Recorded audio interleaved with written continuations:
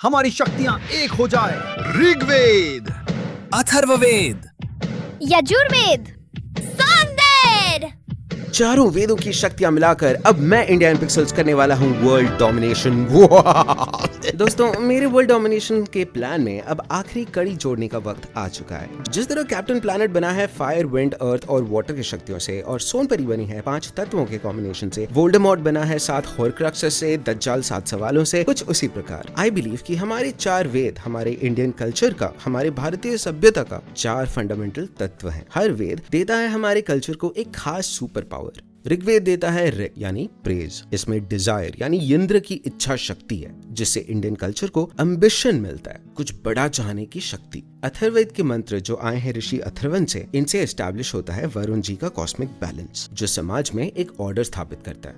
यजुर्वेद से हमें मिलता है यजुस यानी कि सैक्रिफाइस, प्रजापति का डिवाइन क्रिएशन, जो इंडिया को देता है एक स्ट्रक्चर और स्टेबिलिटी। आज हम जिस वेद के बारे में बात करने वाले हैं वो इन चारों वेदों का क्राउन ज्वेल है, वो माणिक्य, वो रूबी है जो देता है भारत को एस्थेटिक्स यानी कि रसा। वो जो चाणक्य जी का फ्रेज है ना, साम दाम दंड भेद, the 4 ways to control someone, उसमें यही साम आता है from Samaveda, which means to please और एस्टैब्लिश अ स्वीट रिलेशनशिप। सोच कर देखो, सिविलाइजेशन एस्टैब्लिश हो चुका है, एग्रीकल्चर बहुत अच्छी से चल रहा है, लोग आयरन के टूल्स बना रहे हैं, लॉज एस्टैब्लिश हो चुके हैं, but what's the point of all this अगर आप कुछ फील ना कर पाओ। इंसान बस एम्बिशन पर जिंदा नहीं हो सकता, उसे कुछ और भी चाहिए होता है। उसे आर्ट चाहिए होता है, आर्किटेक्चर चाहिए होता है, म्यूजिक चाहिए होता है, एस्थेटिक्स चाहिए होता है, कुछ ऐसा चाहिए होता है जो उसे रिमाइंड कर सके कि लाइफ कितनी डिवाइन है, कि ये जिंदगी के रोजमर्रा के बंधन से भी परे कुछ और है। So, before I tell you about the history of Samved, I want you to close your eyes for 10 seconds, maybe 30 seconds. Forget the dates, forget the map, forget everything, and just listen to how Samved sounds. यद्यावा इन्द्रदेशदं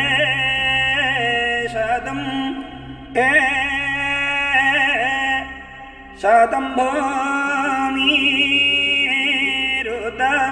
स्योवा ओवा ओवा वे ओवा वे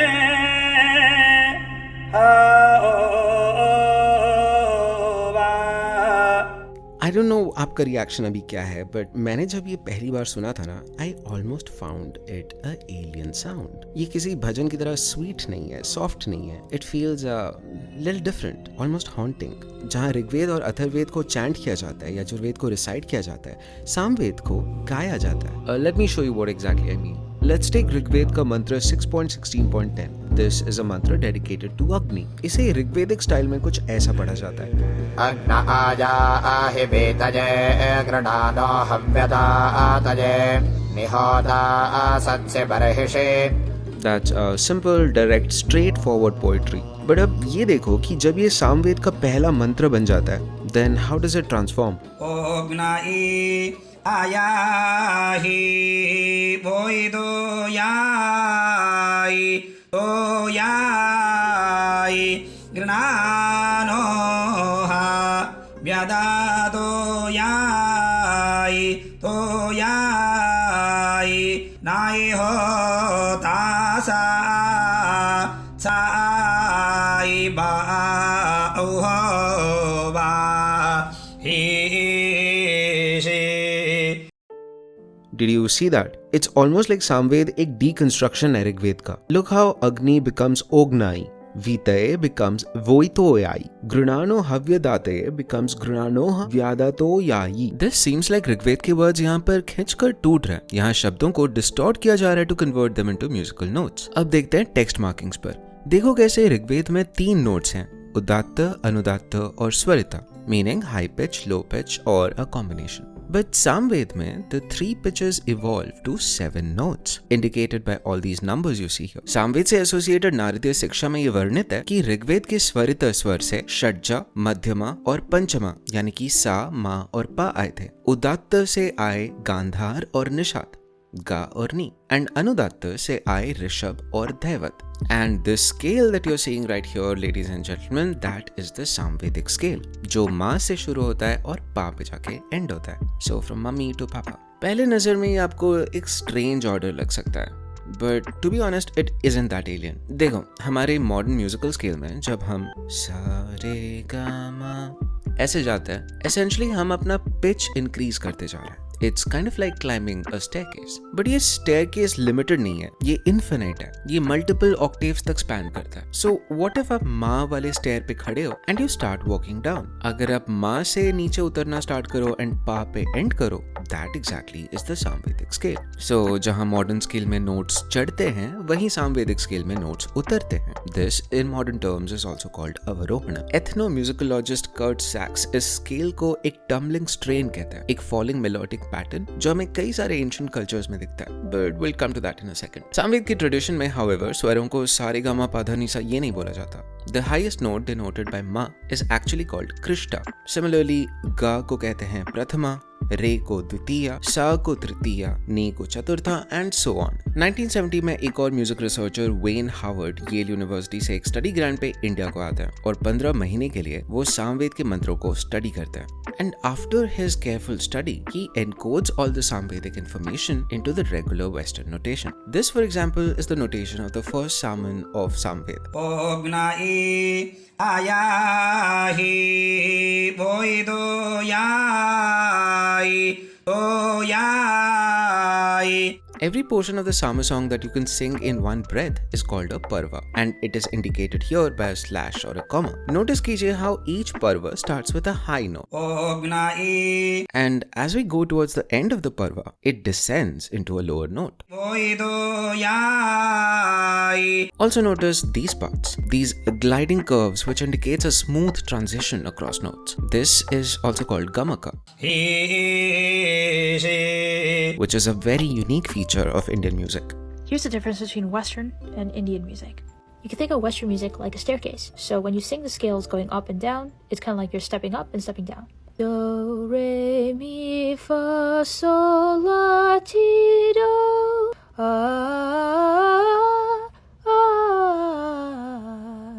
Now with Indian music, you get something like a trick staircase, where there's like random trapdoors. Sa, re, ga, ma.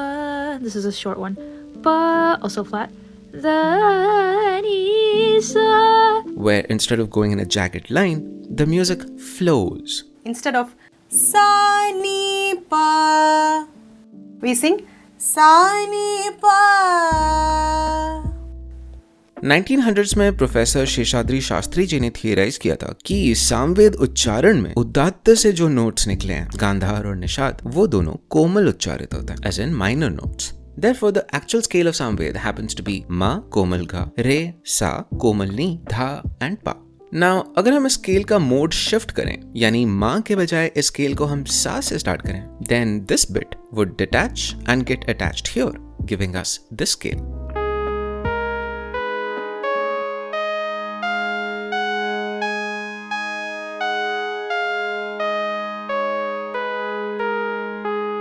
The music nerds amongst you must have figured it out कि this right here is the Rag Khara Hara Priya of Carnatic music tradition. This is considered to be Shivji's most favorite rag.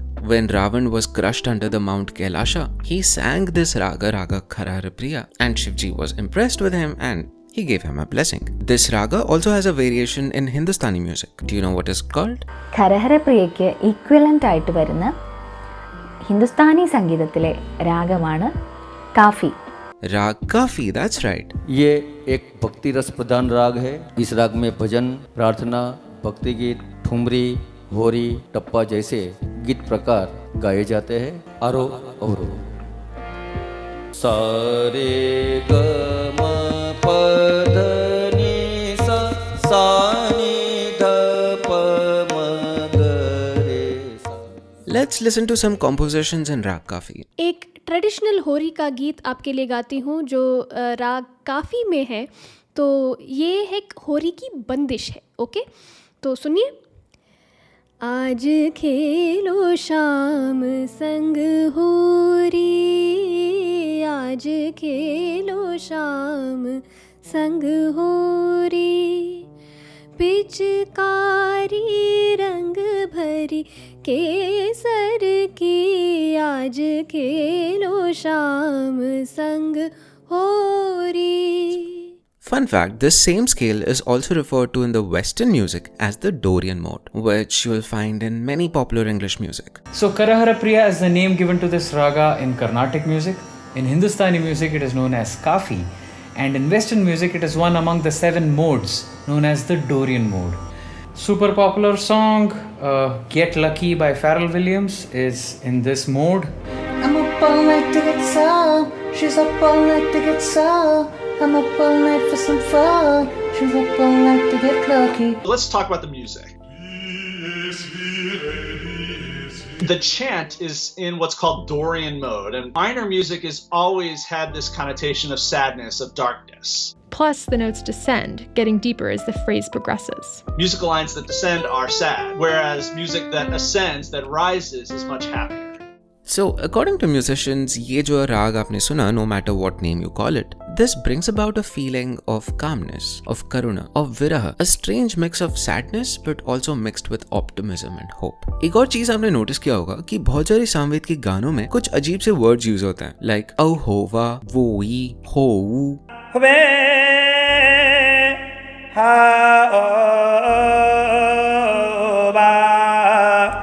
इन सबको स्तोभा कहा जाता है. स्तोभा literally means N insertion. ये एक तरह के musical padding जैसे होते हैं, जैसे हिंदी गानों में वो होते हैं ना, ला ला ला ला ला, या जैज में scattering.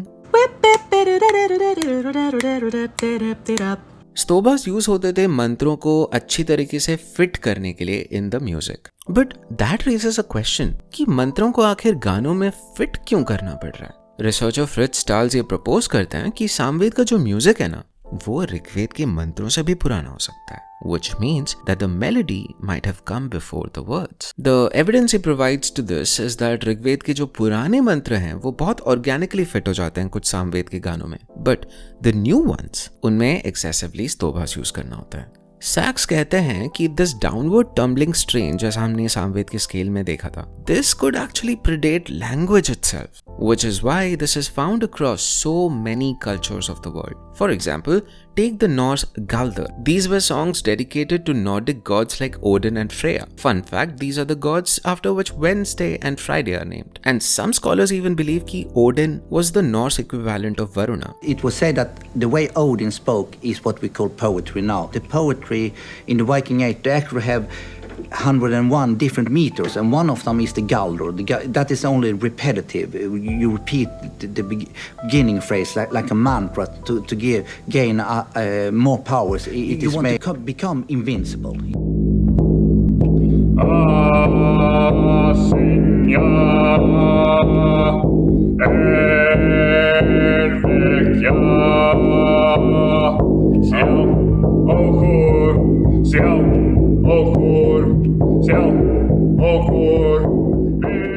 Another example, Lithuanian Dainos को देख लो.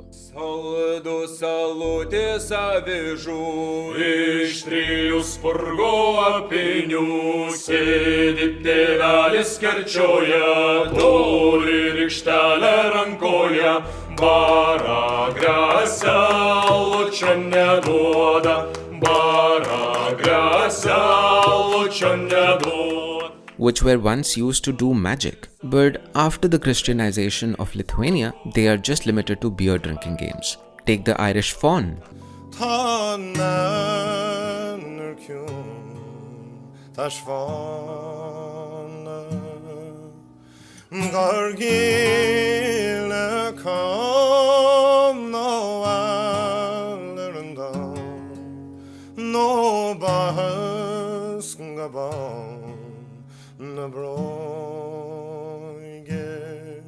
Or take the Russian Bilina. Турад в огне ты турада круторогие,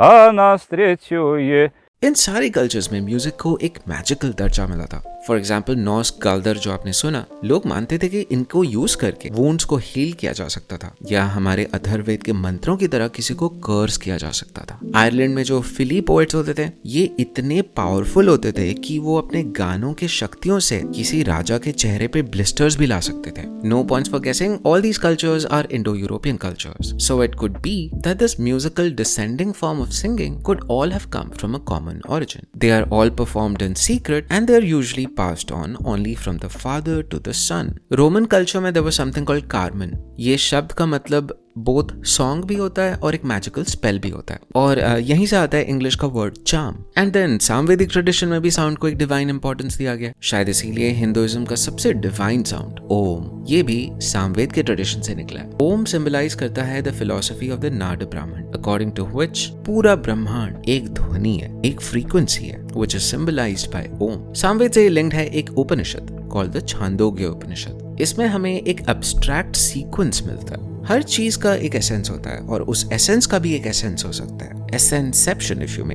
पृथ्वी का एसेंस होता है पानी, पानी का एसेंस होते हैं प्लांट्स, प्लांट्स के एसेंस होते हैं मनुष्य, मनुष्य का एसेंस होता है वाक यानी कि स्पीच, वाक का एसेंस होता है ऋक यानी कि पोएट्री, ऋक का एसेंस होता है साम यानी कि म्यूजिक, और साम का एसेंस होता है ओम, which is also referred to as the Udgita.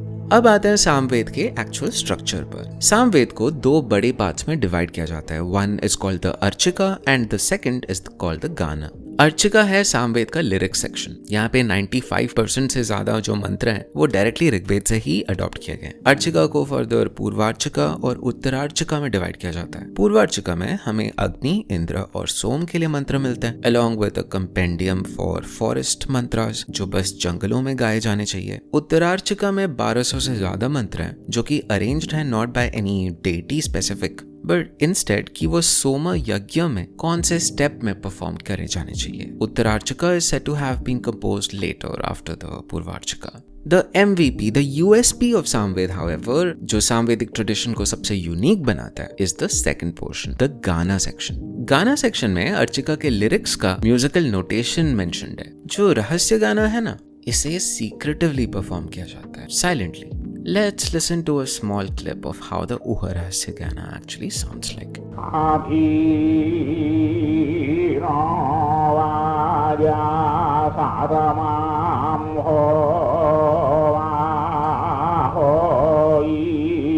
एक टाइम पे ना सामवेद के 1000 से ज्यादा शाखाएं होती थी, बट आज बस 3 सर्वाइव करते हैं. सबसे वेल एस्टैब्लिश्ड और स्टैंडर्ड है कौथुमा शाखा.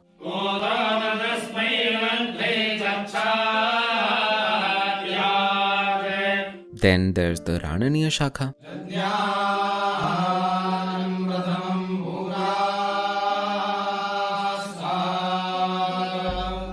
And finally, the most mysterious sweetheart of most Indologists, the Geminiya Shakha.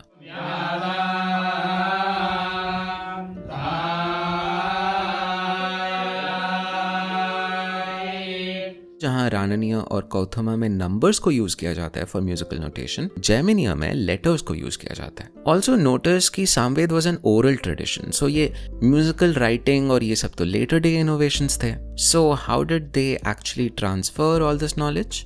Well, using their bodies. Tamil Nadu की कौथुमा शाखा में कई कट्टू का यूज होता है, एक साइलेंट जेस्चर सिस्टम जिसमें पूरा मेलोडी हाथों के द्वारा बताया जाता है. केरला के जेमिनिया घरानों में they use head movements. However, the most common way is to use fingers. ये कृष्ट स्वर है, ये प्रथम है, द्वितीय है, तृतीय, चतुर्थ, मंद्र और अतिस्वार्य. इदा आमे विष्णु. सामवेद के मंत्रों और गानों का यज्ञों में बहुत क्रूशियल रोल था, एंड स्पेशली सोमा यज्ञों में. जब सोमा को क्रश किया जाता था ना, तब सामवेद के मंत्रों का होना वाज कंपलसरी. बिना सामवेद के सोमा यज्ञों को सक्सेसफुल नहीं माना जाता था.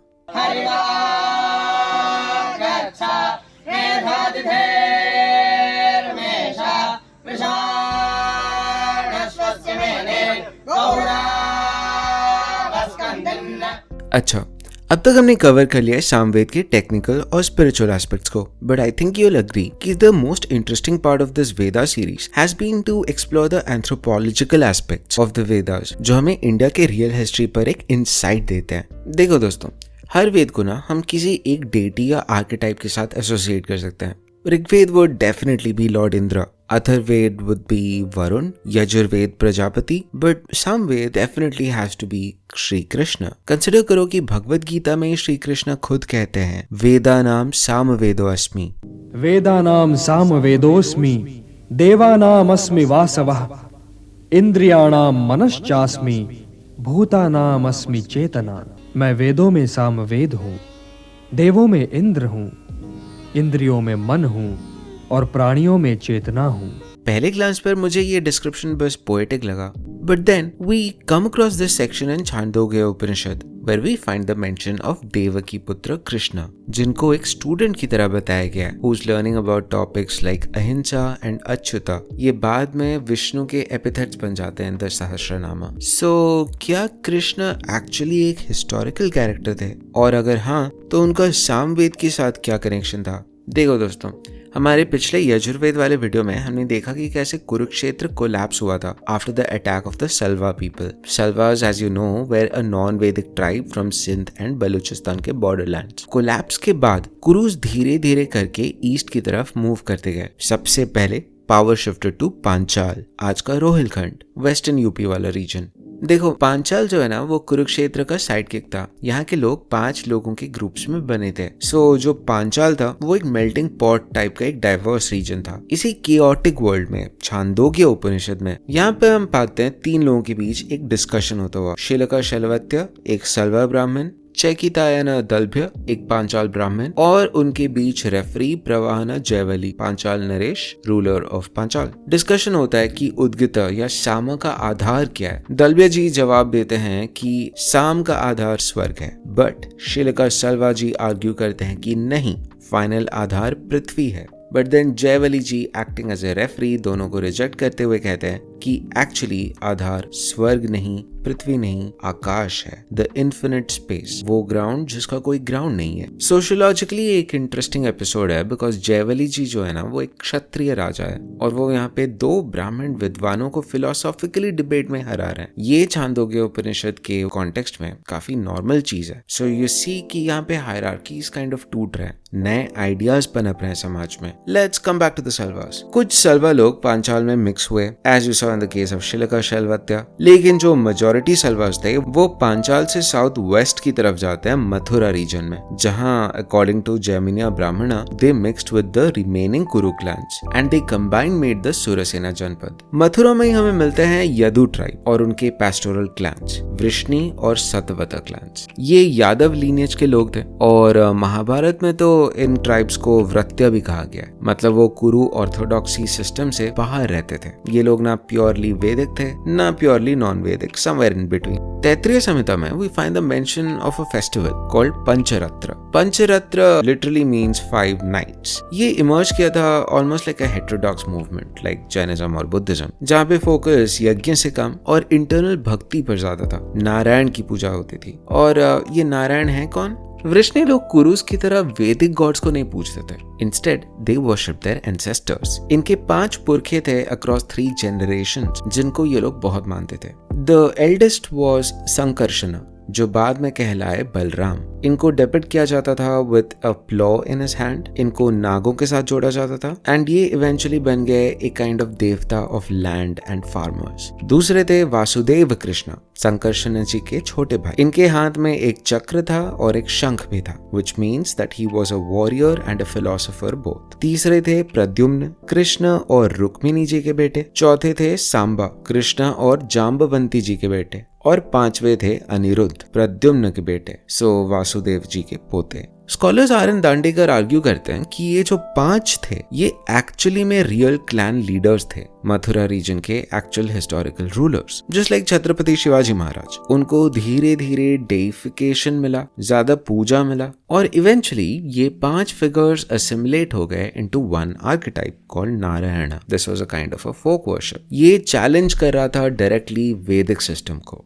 विद टाइम हम देखते हैं कि नारायण वाला आर्केटाइप खुद मर्ज कर जाते हैं विद द वैदिक विष्णु। ये सब का एक्चुअल आर्कियोलॉजिकल प्रूफ हमें मिलता है in the Ghosundi inscription in Rajasthan, in the Indo Greek coins introduced by Agathocles, और मथुरा के मोरावेल इंस्क्रिप्शन में। इन सब जगहों पर हम देखते हैं संकर्षणा और वासुदेव को मेंशन किया गया है। बट पॉइंट टू नोट, हमेशा संकर्षणा को पहले मेंशन किया गया फिर वासुदेव को। बट धीरे धीरे करके उनके छोटे भाई वासुदेव यानी कृष्णा पर फोकस आया, क्योंकि वासुदेव कृष्णा के पास ऐसा कुछ था जो संकर्षणा के पास नहीं था, and that was the gift to become a bridge. और जितना ताकतवर ये ब्रिज बनता गया, उतनी ताकतवर ये म्यूजिक बनती गई और उतने ताकतवर कृष्ण बनते गए। ग्रीक्स ने वासुदेव में अपने हेराक्लिस को देखा। एक दूसरे कल्चर में उन्होंने अपना एंसेस्टर वर्शिप का झलक देखा। ग्रीक एम्बेसडर हेलियोडोरस ने बेस नगर में गरुड़ा पिलर बनवाया जिसमें वो खुद को एक भागवत बोलते हैं। देखो, इसका मतलब है उस टाइम पे वासुदेव वर्शिप कितना पॉपुलर था कि इवन फॉरेनर्स अपने आप को कन्वर्ट करवा रहे थे। लेकिन नोटिस करो कि अब तक ये नाम केवल वासुदेव है।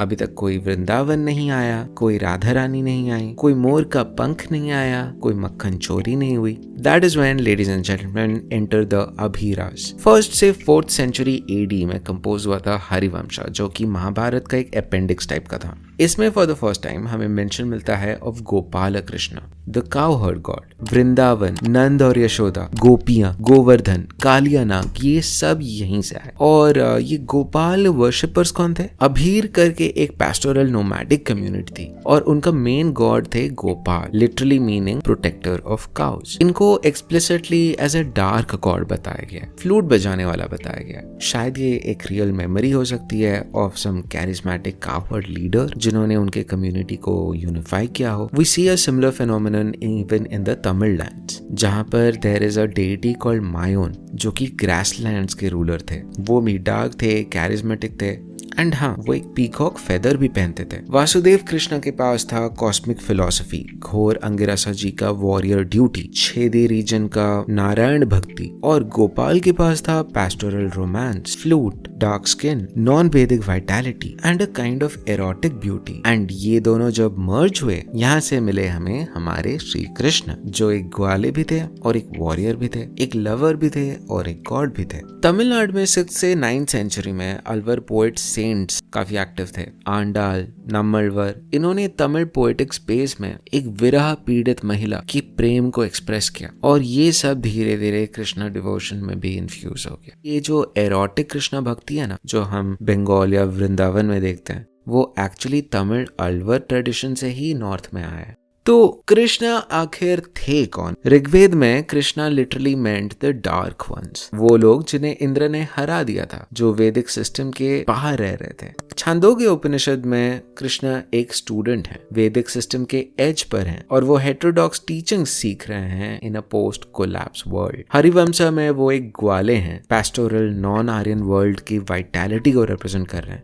अलवरों के लिए वो एक बिलवेड हैं, विरह के पेन का डिवोशन का पीक है वो, और गीता गोविंदा में वो एक लवर है जो एक कॉस्मिक रोमांस का पार्ट है। तो दोस्तों, कृष्णा कोई एक इंसान नहीं, कृष्णा दरअसल एक प्रोसेस का नाम है जिसके द्वारा अलग अलग दुनियाएं, वैदिक और नॉन वैदिक, नॉर्थ और साउथ, संस्कृत और तमिल, वॉरियर और शेपर्ड, फिलोसोफर और लवर, ये सब एक साथ असिमिलेट हुए। जब ऋग्वेद का स्ट्रिक्ट आर्यन ऑर्डर टूट रहा था सल्वा अटैक के बाद, एक नया सिंथेसिस चाहिए था सोसाइटी में। इंद्र को झुकना पड़ा। अब सोसाइटी को एक ऐसा गॉड चाहिए था जो एक वॉरियर भी हो और एक म्यूजिशियन भी हो। सामवेद वो वेद है जो पोएट्री को म्यूजिक में ट्रांसफॉर्म करता है, जिसमें वर्ड से ज्यादा ध्वनि इंपॉर्टेंट होती है, जिसमें यज्ञ एक्सटर्नल नहीं इंटरनल हो जाता है। और सामवेद का ही स्टूडेंट था वो देवकी पुत्र। जैसे सामवेद ने ऋग्वेद के मंत्र लिए और उन्हें राग में पिरो दिया, वैसे ही कृष्ण ने इंडियन सिविलाइजेशन के अलग अलग वॉइसेस को लिया और एक सिम्फनी में डाल दिया। दोस्तों, as I was about to wrap things up, मुझे अनएक्सपेक्टेडली एक वीडियो मिल गया यूट्यूब पर। It is called Ohiya song of Adivasi people of Khandesh, which is interesting because Khandesh was initially called Abhiradesa. If you listen to this sounds exactly like the Ohiya Rahasya Gana of the Samved.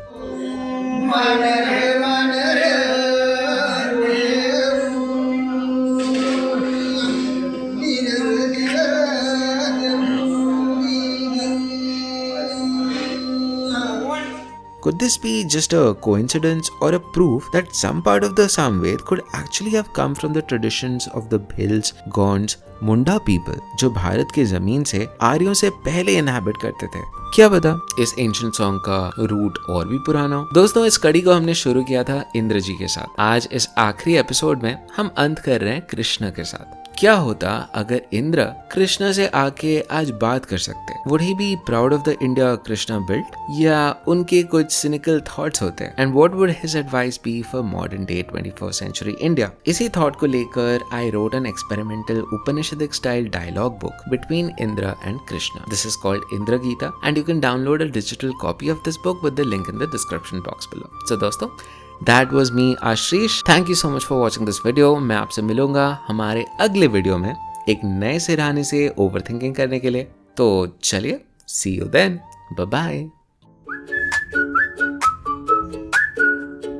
India in pixels got your mind ticking. Subscribe for more. Join the mission. Stay bright, keep dreaming. India in pixels. Thanks for tuning in.